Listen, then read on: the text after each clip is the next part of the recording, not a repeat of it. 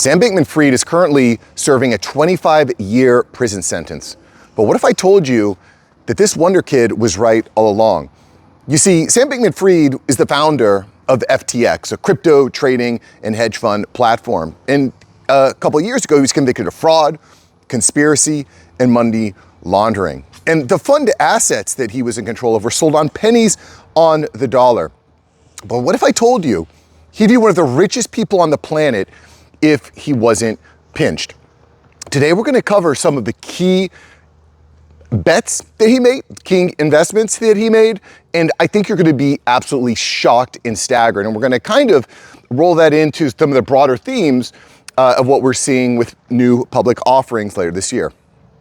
Now listen, SBF, Sam Bankman-Fried, diverted billions of dollars in customer deposits from FTX to his hedge fund, Alameda Research. And he used those funds, customer funds, for his investments through Alameda Research. Investments, venture bets, political donations, and real estate. Now, obviously, you can't do this. If someone buys your product and service or gives you money to use on one thing, you can't just go behind their back and invest in a high-risk investment. You can't not do that. He was making risky investments with other people's money. But hindsight is 20/20. And when you see where his investments were, you can't help but think that this kid was an absolute genius. I mean, he might be one of the most prolific traders and investors in human history. Like Warren Buffett, sit down. Sam Bankman-Fried is the one you want controlling your money. How insane is that? Because this guy, he had a small number of huge bets in up-and-coming companies. Just a few of the companies that SBF was invested in. Anthropic, who's the creator of Claude. SpaceX, Cursor, Solana. Absolutely insane. He invested roughly $500 million into Anthropic. And that stake was sold for around $100 million when his assets were liquidated to pay back investors. But Anthropic's valuation has absolutely exploded since then. And his 8% stake would now be worth close to $10 billion. $10 billion. That is absolutely, I mean, when I started seeing these numbers, my jaw dropped. It is sold for pennies on the dollar. Anthropic, by the way, is expected to go public this year at a $965 billion valuation. And SBF is not necessarily being silent from his prison cell. He had a cheeky post on X where he highlighted FTX debtors, AI is just an idea. It's nothing. So let's sell 8% of Anthropic at a 98% discount. Also, FTX debtors, let's outsource $2,000 per hour work to AI. Ouch. Ouch. Now, don't get me wrong, this guy deserved to be in jail, but he's kind of right on the money there. But listen, you can't steal people's money and spend it in other places. You just can't do that. And just as a quick side note, I think the United States, we are way too soft on white-collar crime. I mean, like, these people ruin lives. These guys who steal money, not just guys, girls too, but when you're stealing people's money to make risky investments and buy yourself Lamborghinis and real estate, you should serve a huge sentence. People's lives are ruined, completely ruined, suicide, bankruptcy.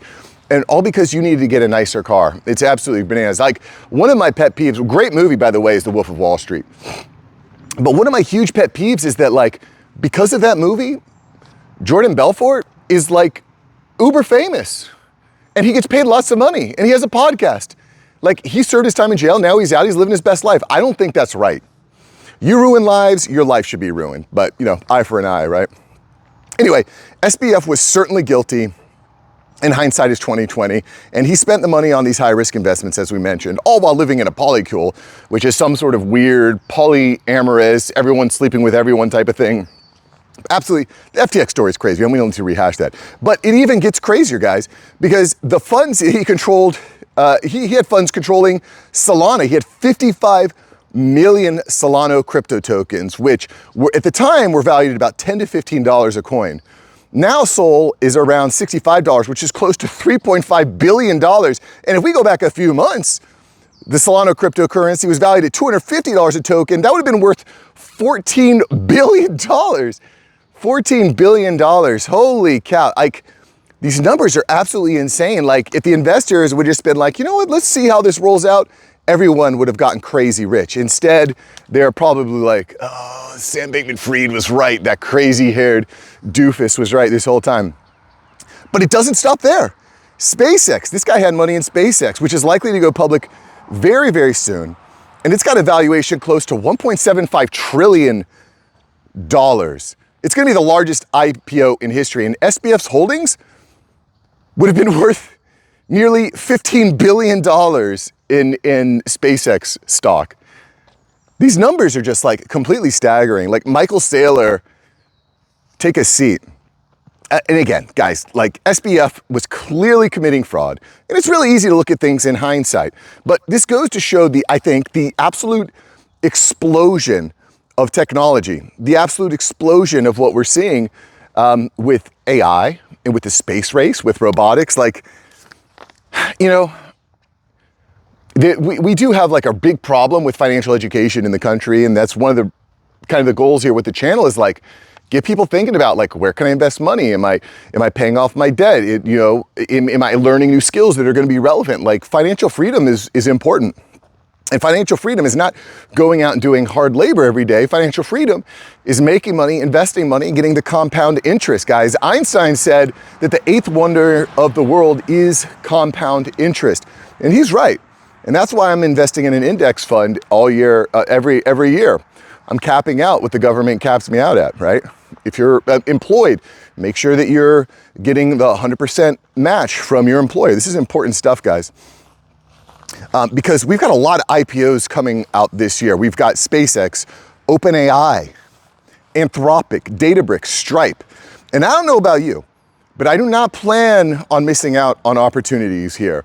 And I want to ask you, which IPOs are exciting you? Do you think that they're going to be overvalued? Do you think they are overvalued? I mean, we got OpenAI is shooting for a $100 billion valuation. Actually, scratch that. I'll put a link in the comments because they might actually be asking for more than that. Anyway, these companies have huge, huge valuations. I think they're actually closer to 900 billion. Anyway, I'll put that in the comments once I validate the exact number. But these companies have like insane valuations. Do you think it's a good time to get in? Do you think they're overvalued? When do you plan to buy? Do you think you're going to wait for the initial hype cycle to die down and then get in?